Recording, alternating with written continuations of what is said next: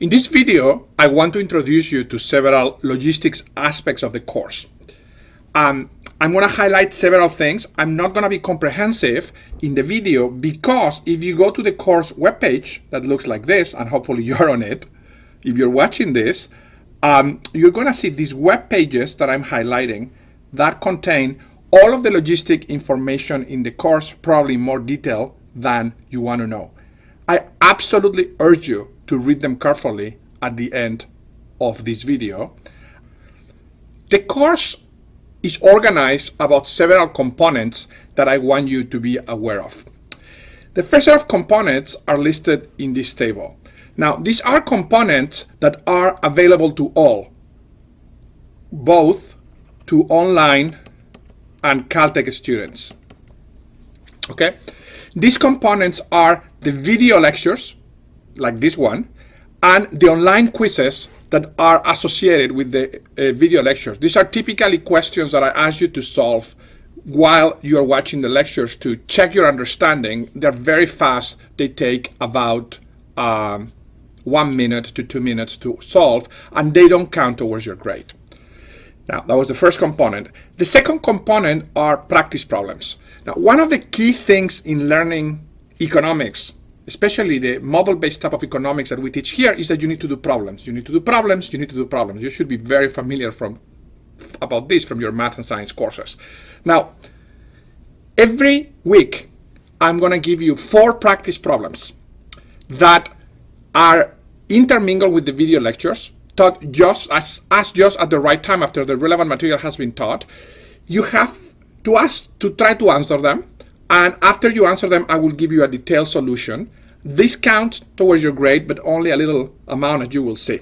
But the goal of these practice problems is to give you a lot of practice from the material before you attempt the third element of the course, which are the problem sets. Every week, there will be a problem set with another 4 set of problems that will count heavily towards your grade, and the practice problems will prepare you for that. Now, as I mentioned in the welcome video, the course has this very unique and very exciting lab component in which we will test the validity and the quality of the theories that I'm teaching you, and I will tell you more about them in a second. There is a final exam, and there is also a discussion board. That is a critical and extremely valuable element of these online courses, in which if you have any question, you should go and enter it there and search for, by the way, for similar questions by other students, because often the same question arises by many people. The TAs and myself will monitor this extensively and almost continuously throughout the course, but also students in our experience and in Coursera's experience help each other dramatically during this. So I really, really want to highlight this element of the course.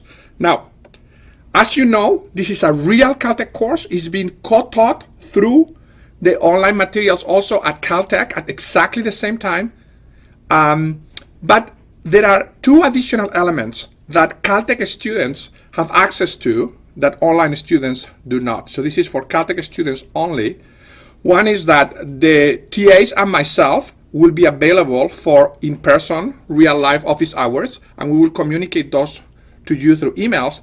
And the second is that every Thursday, we will have a lecture that we call it an on-demand lecture. Basically, during the week, Caltech students will be able to send us questions or comments about topics that they're interested, and every Thursday, I will deliver a lecture to them based on those questions and topics of interest. Now, I wish we could offer these 2 components to everyone, but it's not possible for feasibility reasons. Now, in case you are concerned, let me reassure to the online students that 2 things are true. First, everything, 100% everything that you need to do well in the course, and in particular in the problem sets and the final exam, is contained and can be accomplished within the materials that are available to everyone. In fact, in our experience, for example, the discussion boards are so good that some Caltech students go through them instead of going through office hours. And the second thing I want to assure you is that the team in the course, the TAs and myself, will participate very actively on the discussion board. So questions will go answer and answer quickly. A couple of comments on grading and deadlines. First, the grading. This table describes to you the materials in the course that counts towards your grade. Basically, every week you will get 4 practice problems. Each of them is worth half a point for a total of 18 points. Every week, out of the 9 weeks of them that have new material, you will have a problem set with 4 problems. Each of them counts for 1 point for a total of 36 points. There will be 4 labs in the course, spaced every 2 weeks. As you will see in a second, these labs have a pre-lab component, and actually lab performance, and a post-lab component. So every lab counts for 6 points for a total of 24 points. And there is a final exam that will be administered in the last week of the course, in week 10, that is worth 22 points for a total of 100 points. A comment about deadlines. It's very important that you read carefully the syllabus and the calendar and deadlines pages so you understand when things are due and the consequences of being late for different things. But the basic principle is the following. We are always giving you a week for the practice problems, for the problem sets, for the final exam, and even for the labs, between the time we post the materials and the time things are due. So there is typically a period of 1 week. Now, that deadline is hard, and there are no extensions, period. Now, we also understand that things happen in life, and that maybe once or twice in the course you may not be able to meet those deadlines. So then what we're doing is we're giving a grace period of 30 days after, in which you can still deliver the materials, but, and this is important, if you submit stuff after the deadline, it is only worth 50%. So there is a penalty of 50% of your score. Now, the only thing that breaks this general principle, and is a little bit more complicated, are the labs. And I will explain how and why in a second. A few comments about the labs. There will be 4 labs in the course, and the first lab will be on January 15th at 1 to 2 p.m. California time, Pasadena time. And that time is fixed. You can only participate in the actual lab at that time. Why?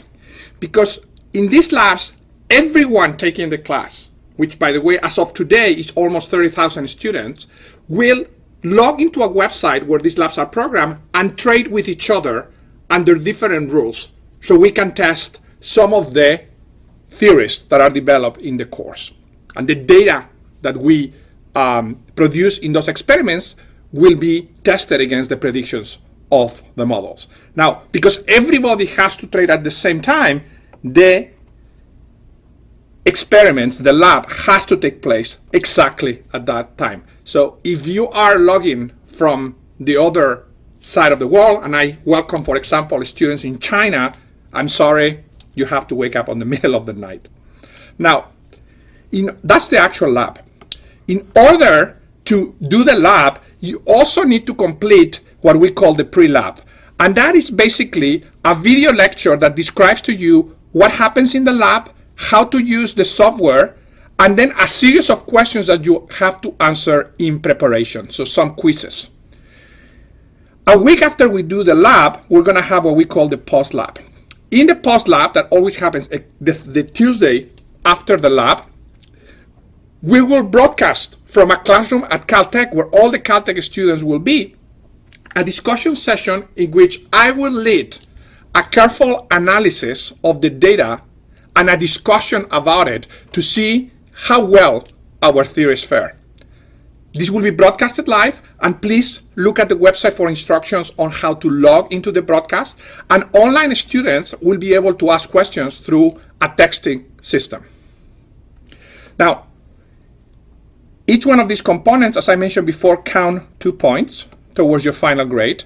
For the case of the pre-lab and the post-lab, it's going to be based on questions that are programmed through the Coursera website. For the actual lab, basically, you're going to get 2 points depending on how well you do during your trading. That's it for the labs. Now, I was born in Madrid, and some of you may have noticed that I don't have exactly a New England accent. In fact, some people in Southern California will refer to the type of English that I speak as a little bit of a Spanglish, which is basically a mixture of Spanish and English. Now, I'm very aware of this, but thankfully, of course, you will be able to, if you are having difficulties understanding me, to deal with it by using a very nice feature of the software in your website, which is closed captioning, which is basically, if you press that CC button there, everything I say appears in nicely written English below. So use that feature if you need it. Finally, I want to highlight a very important policy for online students. Given the amount of you, we will not be able to answer emails or communicate directly with you through any means other than the discussion board. I apologize for this, but it's just not feasible. So if you have any questions or any comments about the course, post them in the discussion board. We will continuously monitor and actively participate to make this an extraordinary class experience for you.